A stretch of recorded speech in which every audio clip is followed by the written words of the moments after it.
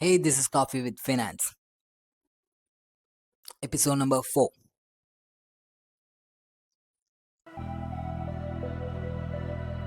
ഇന്ന് നമുക്ക് കുറച്ച് ഇൻട്രസ്റ്റിംഗ് ആയിട്ടുള്ള ഫിനാൻഷ്യൽ അപ്ഡേറ്റ്സ് ഉണ്ട്. ഫസ്റ്റത്തെ ന്യൂസ് എന്താ വെച്ചാൽ ഫോൺ പേ IPO ചെയ്യാൻ വേണ്ടി പോവാം. IPO സൈസ് ഏകദേശം 10,000 കോടി മുതൽ 13,000 കോടി വരെയാണ്. ഈ മാസം എൻഡിലായിരിക്കും മിക്കവാറും ഫയലിംഗ് ഡേറ്റ് ഉണ്ടാവുക. അത് കഴിഞ്ഞ് ടാർഗറ്റ് ചെയ്യുന്ന IPO ടൈം ഏകദേശം 2026 സ്റ്റാർട്ടിങ്ങിൽ തന്നെ ആയിരിക്കും. അടുത്ത ന്യൂസ് എന്താ വെച്ചാൽ ഇന്ത്യയിൽ നമ്മൾ ടെസ്ലയും പിന്നെ മഹീന്ദ്രയുമായിട്ട് ഒരു കമ്പാരിസൺ നമുക്ക് നോക്കാം. അതായത് വെച്ചാൽ 2,500ഓളം കാർ ഇമ്പോർട്ട് ചെയ്യാൻ വിചാരിച്ചെടുത്ത് ടെസ്ലയ്ക്ക് ഏകദേശം ഒരു 600 ഓർഡേഴ്സ് മാത്രമേ കിട്ടിയിട്ടുള്ളൂ.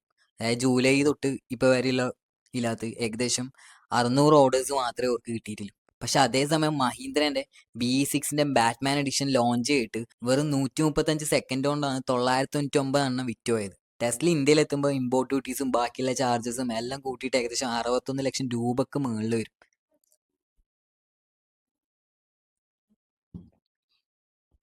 അടുത്ത ന്യൂസ് എന്താ വെച്ചാൽ ആപ്പിൾ ഇന്ത്യയിൽ ഒരു റെക്കോർഡ് അടിച്ചിട്ടുണ്ട്. അതായത് 2025 ഫിനാൻഷ്യൽ ഇയറിൽ അവർ ഏകദേശം $9 ബില്യൺ ആണ് ഉണ്ടാക്കിയത്. ഏകദേശം 75,000 കോടി രൂപയോളം. കഴിഞ്ഞ ഫിനാൻഷ്യൽ ഇയറിനെക്കാട്ടിയും ഇത് ഏകദേശം 13% കൂടുതലാണ് ഇപ്രാവശ്യം. എന്തൊക്കെ പറഞ്ഞാലും ആപ്പിളിന് അത്രയും ഡിമാൻഡ് ഉണ്ട് ഇവിടെ ആൾക്കാരുടെ അടുത്ത് അത്രയും ഡിമാൻഡ് ഉണ്ട്. ഇതിപ്പം ബിഗ് ബില്യൺ സെയിലൊക്കെ വന്നു കഴിഞ്ഞാൽ ആൾക്കാർ 13ഉം 14ഉം ഇപ്പോഴും 13ഉം 14ഒക്കെയാണ് ആൾക്കാർ എടുക്കുന്നുണ്ട്. അത്രയും ഡിമാൻഡ് ഉണ്ട് ആപ്പിളിന് ശരിക്ക്, ഐഫോണിന് ശരിക്ക്. പിന്നെ പുതിയ ആപ്പിൾ സ്റ്റോർ ഓപ്പൺ ചെയ്ത് പിന്നെ ഇന്ത്യയിൽ തന്നെ ആപ്പിളിന്റെ പ്രൊഡക്ഷൻ, പിന്നെ വേൾഡിലെ മൊത്തം ആപ്പിളിന്റെ പ്രൊഡക്ഷനിൽ 20% ഇന്ത്യയിലാണ്.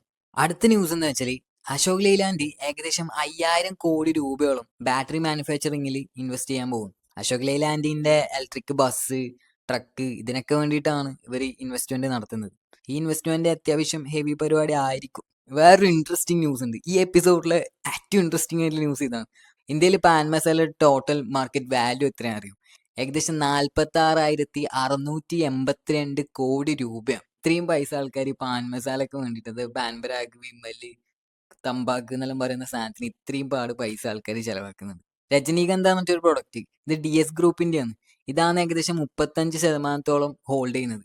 അതായത് ഏകദേശം 16,338 കോടി ഓളാണ് ഇതിന്റെ വാല്യൂ എന്ന് പറയുന്നത്. പിന്നെ RMD എന്ന് പറയുന്ന ഒരു പ്രൊഡക്റ്റ്, അത് ഏകദേശം 25% അത് ഹോൾഡ് ചെയ്യുന്നുണ്ട്. ഏകദേശം 11,670 കോടി രൂപയോളം. പാൻപരാഗ് ഹോൾഡ് ചെയ്യുന്ന ഏകദേശം 3,784 കോടിയോ. പിന്നെ വിമല്, ബാബ ഇതേപോലത്തെ സാധനങ്ങളൊക്കെ ഏകദേശം 8,868 കോടിയോളം ഹോൾഡ് ചെയ്യുന്നുണ്ട്. പിന്നെ കുറെ അൺനോൺ ബ്രാൻഡ്സ് ഉണ്ട്. ഇതെല്ലാം ഏകദേശം 9,000 കോടിക്ക് മുകളിലാണ് ഇത് ഹോൾഡ് ചെയ്യുന്നത്. 2030 ആകുമ്പോഴേക്ക് ഇത് ഏകദേശം 63,000 കോടി മുതൽ 64,000 കോടി വരെ ആകുന്ന പറയുന്നത്. ഏകദേശം ഇതിന്റെ ആനുവൽ ഗ്രോത്ത് റേറ്റ് 3.2% മുതൽ 3.6% വരെയാണ്.